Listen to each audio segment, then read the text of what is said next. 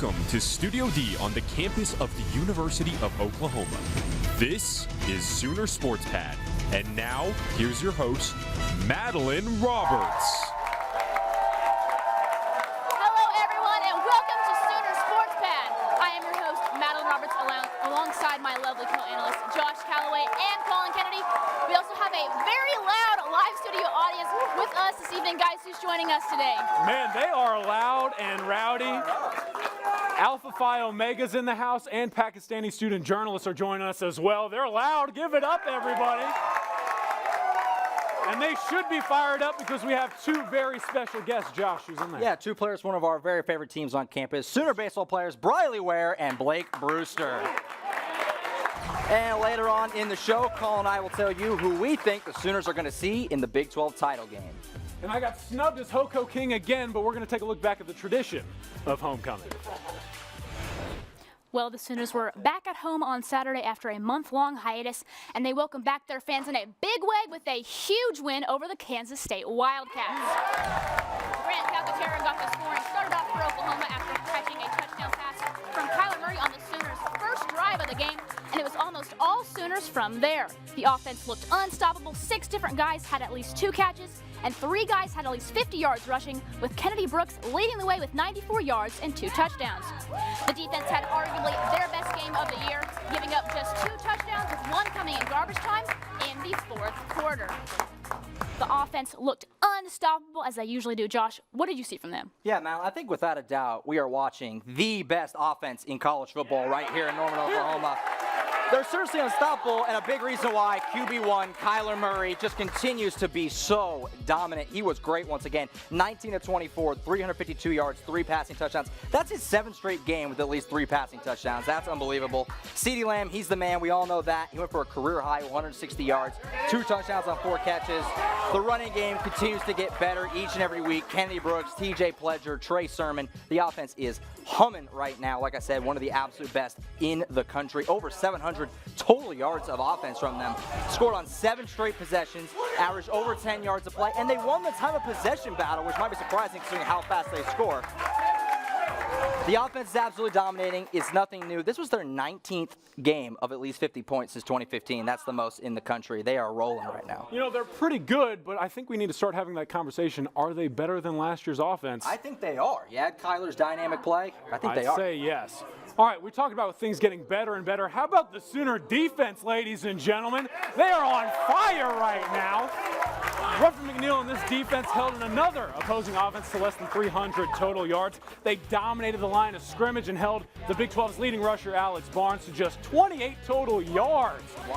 A lot of that had to do with 7 total tackles for losses, constantly getting in the backfield. And right now, they're averaging over the past 2 games just 260 total yards allowed. I got to tell you, with Ruffin McNeil getting these guys rallying, this defense keeps on improving, and you might think they could finish them in the top 30, top 40 at the end of the season. Yeah. They're pretty good. Defense is playing a lot better. The last couple weeks have been their 2 best performances. Well, hey, the guy that got the scoring started off for the Sooners was Grant Calcaterra. Earlier today, I caught up with Grant to talk about how he felt about the big win on Saturday. It felt great. I mean, I love playing in front of the home crowd, and you know, to go out there and get a win in front of 86,000 always feels good. In that game, 6 different guys, including yourself, had at least 2 catches. What's it like knowing you have so many weapons out there in that area on the field? It's really good to know that, because I mean, we got depth at every position, and so God forbid anybody goes down, we got guys behind them that can come in the game and do a great job. Speaking of depth, you got young running backs like Kennedy Brooks, TJ Pledger. What's it like seeing them step up and knowing that you can rely on them? It's great. With Rodney going down and Trey and all those guys having to step up, it's a confidence builder for those guys as well as the offense, that to know that they can go out there and keep our running game on top. Do you think that you guys maybe have the best, or at least the deepest offense in college football? I think so. I don't really focus on many other teams, but I feel like there isn't another team in the country that has the depth that we do.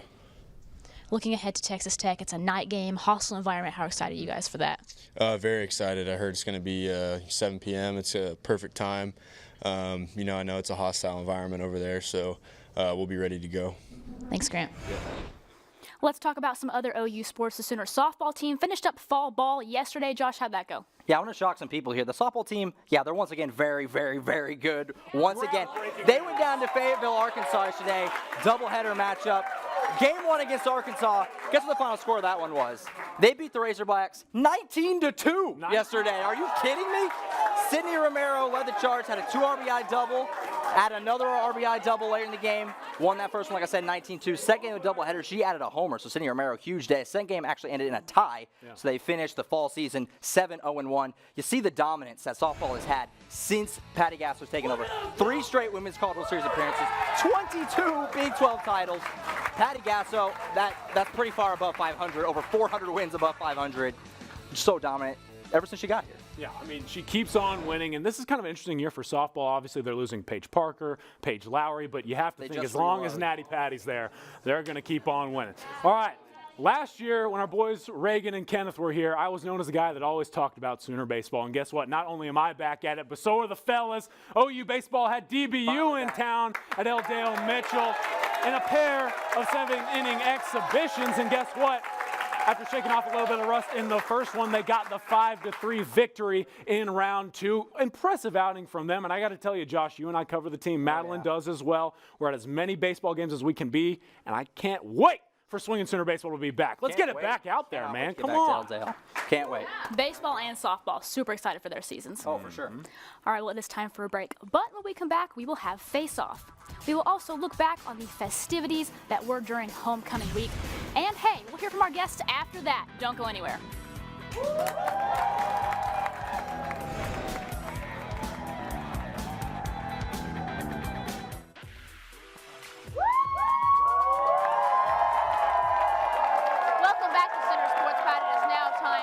Face-off. This weekend, ESPN released some interesting numbers about some Big 12 teams. Specifically, they said that OU has an 82% chance to make the playoffs if they win out. So my question for you guys is, assuming they do make the Big 12 championship, which I think they will, which team will they have to play? They're going to make the Big 12 championship. As far as who they're going to play, I actually think it's the Iowa State Cyclones is who they're going to see in Arlington. I know it seems like a weird answer, but I don't think a lot of people realize Iowa State controls their own destiny the rest of the way. If they win out, they make the Big 12 title game, and they've already beat West Virginia. They only have one tough game left. They have to play Texas. I don't think Texas is very good. They got K-State at home, Baylor at home. They got to go to Kansas, but they're going to be fine in that one. It's Kansas. TCU knows something about Kansas. They have Brock Purdy, that guy right there, Akeem Butler, who's the man. We know a lot about him. Matt Campbell's got his guys ready to go. I think Iowa State is going to win out, and we're going to get OU Iowa State round 2 in Jerry World at the end of the season. You know, I like the Iowa State pick a lot. They've got a good football team. They're definitely underrated. And Matt Campbell, you can't talk enough about what that guy does for that program. He's an unbelievable coach. Okay, well, I'm going to go, obviously not with Texas, because there's no way in heck they're going to win that. I'm going to go with West Virginia. Now, I know they lost to Iowa State, but they followed that up with an absolute beatdown of the Baylor Bears, 58-14. And then after that, they've got a pretty easy schedule. They play Texas, and I think they're going to smoke them up like some Texas barbecue. And after that, they play TCU, who just lost to Kansas. Ha! And then they play Oklahoma State, who's absolutely garbage. And they play Oklahoma, and we all know that, well, they're going to lose to OU. The thing is, the way the things play out, I think Iowa State's bound to slip up. Texas isn't going to make it, so West Virginia, with a couple of losses, I think gets in, and they play Oklahoma back-to-back games, and eventually Oklahoma beats them again. But that's what I've got right now. Let's see for sure. One of the most surprising games of the season was West Virginia going to Ames and just getting worked. That was really just one of those magical atmospheres. Cyclones are good. No matter who they play, I'm picking OU to win the Big 12. I think it's going to happen. All right, guys, I'm here with my sister, Kate. She has an audience question for you guys. Which is the most overrated team in the AP Top 10? There's a lot to pick from here. I mean, I think many teams in front of OU would lose to OU in a head-to-head game right now. UCF really jumps off the page, but I'm going to go with the Michigan Wolverines. What are they doing so high? They beat Wisconsin. Everybody freaked out. Oh, wow, what a good win. Wisconsin got crushed by Northwestern on Saturday. Michigan is not very good. They played one good team this year, Notre Dame, and the Irish led that game wire to wire. It was complete domination from Notre Dame. So, you know, Michigan, they got Penn State this weekend. They'll probably be okay in that one, but if they survive that, they got to go to Columbus at the end of the season. I think Dwayne Haskins and the Buckeyes are going to crush Michigan. Michigan doesn't scare me at all. They are not a playoff team, in my opinion. You know, you mentioned my team, and to me, the answer is just too easy. Notre Dame is not good at football, people. Come on now. They're undefeated right now, and you mentioned the win over Michigan, but the thing is, Shea Patterson was still trying to figure out that new offense of the Wolverines. Look, to quote the great Bob Stoops, Notre Dame could schedule East Popcorn State and feel good about themselves, and eventually Cupcake A&M will be up next, and they're going to get the benefit of the doubt. Thing is, their schedule is so easy, they'll never have a chance to actually prove to us they're no good. They play USC at the end of the year, and of course, USC's not any good this year either. So it's hard to really prove it, but Notre Dame, we all know, you can't look at me in the eye and say that they could beat Oklahoma one-on-one. Yeah, There's no way. I completely agree with you. That's why I said Michigan, because Notre Dame beat Michigan head-to-head. Both teams don't hold a candle to Oklahoma, so No, not at all. we'll see. All right, guys, it's viral video time. Show me what you got. Okay, so last few weeks on the show, we've had kind of sad, somber videos. Yeah, so that's let's true. get back to doing what we do best, making fun of our little brother in Stillwater and our ugly cousin down in Austin. So let's do this. Let's do it. Oklahoma State and Texas this weekend, they played. You might have saw it. So Oklahoma State wins the game. They take a knee. Texas, I don't know what he's trying to do. I don't know. He's trying to hurt him. Mike Gundy doesn't like it. Here comes Coach Gundy. He's on the field. Well, Tom Herman doesn't like that Gundy's on the field. It's Herman versus Gundy. It's Mullet versus Meathead. Who's it gonna be? Are you not entertained? You get all that orange in one place. Intensity gets high. People are upset. I think I speak for all Oklahoma fans. You go Gundy Herman, steel cage match on pay-per-view. I will pay all my money to see it. Let's have it happen. I want to see it. I've heard when you put on the color orange, rationality just goes out the window, but maybe they can tell us a little bit more about that. Was that a burn? I'm sorry, I didn't mean to. Okay. Burnt orange. Burnt orange. Yeah. All right, so I had a viral video planned out, but I'm going to go with a little bit of surprise here because this isn't really about viral videos right now. If you'll go back to the stands, one of our very own, Madeline Roberts, she will be doing her last show as the host of Sooner Sports Pad. And what you guys see when you turn on your television is Madeline absolutely killing it on screen, always bringing her A game. But what you don't really know is how much she means to us here at Sooner Sports Pad. So I want to go through this look back at her illustrious career. That was her first show, and her first show was with Baker Mayfield and Jackson Ewells. And then, of course, as the years went on, she got better and better. And eventually, I think she's going to go down as the best host in the history of Sooner Sports Pad. And I just want to speak on behalf of everyone here at Sooner Sports Pad. We work hard, we come together, but what you really can't tell when you watch the television is that we really are a family, and it's going to be hard not having Madeline Roberts around. So Madeline, I want to speak from the bottom of my heart and everyone here. Thank you so much for all that you've done. You've done an amazing job, and it's really going to be hard to not have you sitting in the stands telling me that I won face-off. So. Trying to rig face-off.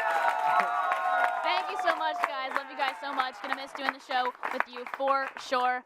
Real quick, let's vote for the winner of Face Off. Cheer the ladders for who you think won. Who thinks it was Josh?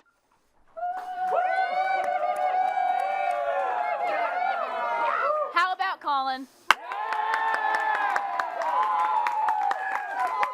One more time. One more time. Congrats, Collin. All right, it is now time for a break. But when we come back, we'll see what went down during homecoming weekend. Stay with us.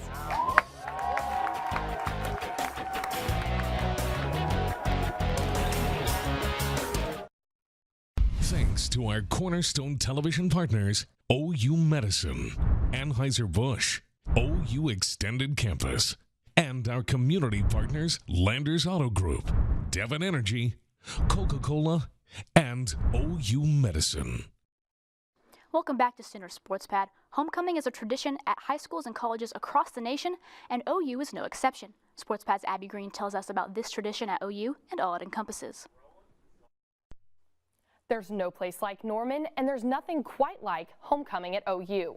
It's an event that has lived on at the university for years, and floats continue to sweep down the plains again this year.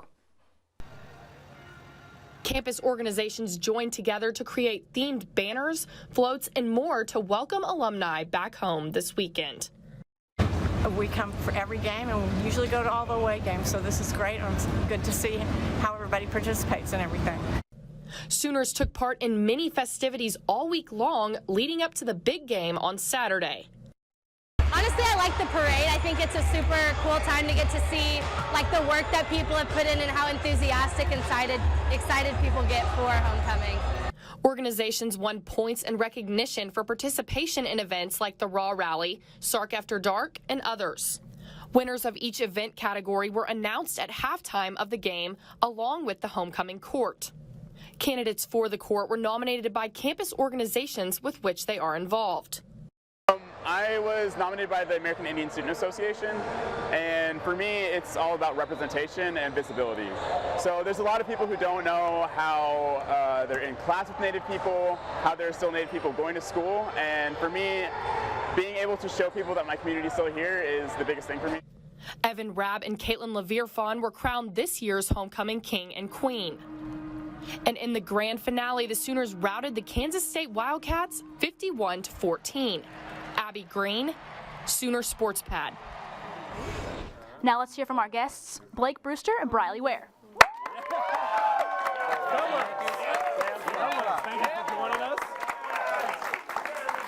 All right, let's have some fun. All right, coming up, you got the Halloween game.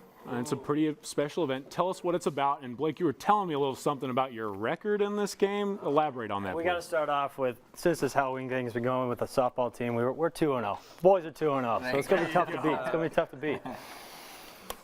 But, I mean, the softball game, it's a good cause.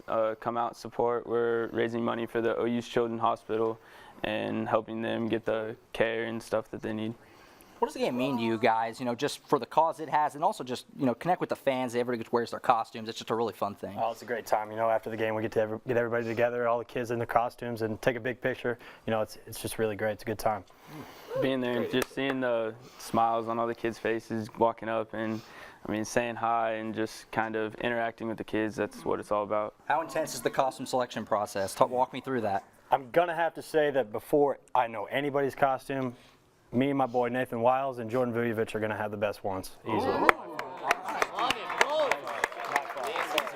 I don't know about that one. You got nothing on us, boy. Sorry. Let's see. It took about 2 weeks to plan Tyler Hardman and I's costume. So 2 weeks? That's tough, man. Yeah. The Slinky from Kyle and Z was probably my favorite of all time, so you're going to have to top that's that a one classic. for sure. Absolutely. All right, we talked about the DBU exhibition games early on in the show. Give us a recap from your perspectives, how to go. We came out kind of slow, I think we know that. We had a lot of things to work on, but the second game, we really, something clicked. We decided, all right, it's time to get going, and we ended up turning around. Get it up, let's go. Turned out to be a good thing for us. Like Bruce said, we came out kind of slow, but I think at the end of the day, we learned a lot what these new guys are all about, and so that'll help us going forward and just coming together as a team. Now, last year was obviously Skip Johnson's first year as coach. How did year one go? What's it like playing for Skip? Seems like an interesting dude. Can't say enough about that guy. He's a great human being, really godly man. Just brings you down to earth. Has everything right to say. I can't say enough about him. Yeah, come on. That's sweet. Yeah, the whole coaching staff is so fun. Today, actually, after BP, the coaches got in the cage and took BP. So we got to watch that and make fun. Skip actually hits a lot of backspin line drives. So, player coach. All right, you guys are losing some key players, but of course you two as senior leaders going into the season, a lot of expectations on your shoulders. What are you looking forward to most about this year? I think last year proved a lot. We lost Kyler and Steele going into the regional. I think we proved that we're a team that's going to scrap no matter what. We don't need a big name guy to come out here and do our job. We're going to figure out how to get it done.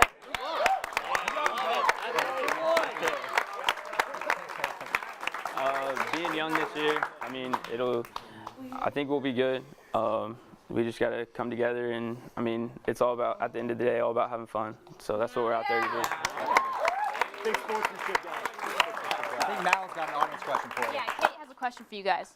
What's your walk-up song going to be this season? We're actually talking about this today. I can't really reveal anything like that. It's too crucial information. What would be the other one? I need some. Give me some suggestions. Wait. Whoa! Hits don't lie. I do like Shakira. I love Shakira. I'll put it into account for sure. Mine is God's Not Dead. So that's what I'm going with. And McCrae? No. Who was it? All right, well, it's time for a break, but don't go anywhere. Dynamic Duos is on deck.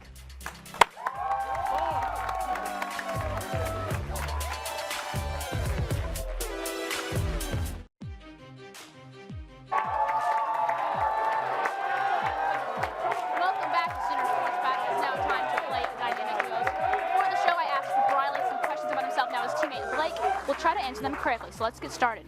Question number 1. If Brylie wasn't playing third base, what position would he want to play? A, center field, B, shortstop, C, catcher, or D, second base? Second? Nah, the guy's got no knees. I'm going to go ahead and say catcher. Catcher? Let's see. There you go, 1 for 1.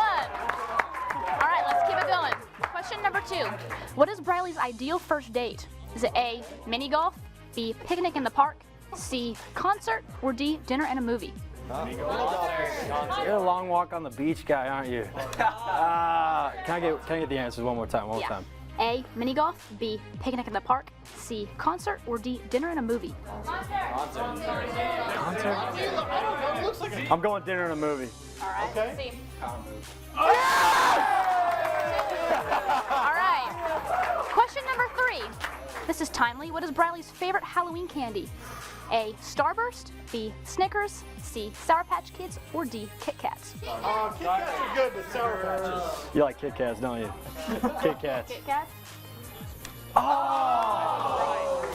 One more question. What is Brylie's hidden talent? A, juggling, B, dancing, C, whistling, or D, drawing? You did not put dancing on there.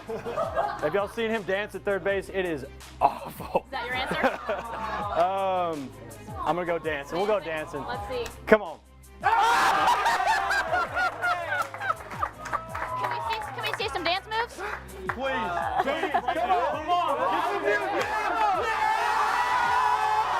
That is all the time we have for you today. Thanks for joining us. Be sure to like us on Facebook, follow us on Twitter and Instagram, and be back here next Monday, same time, same place. Good night, everybody.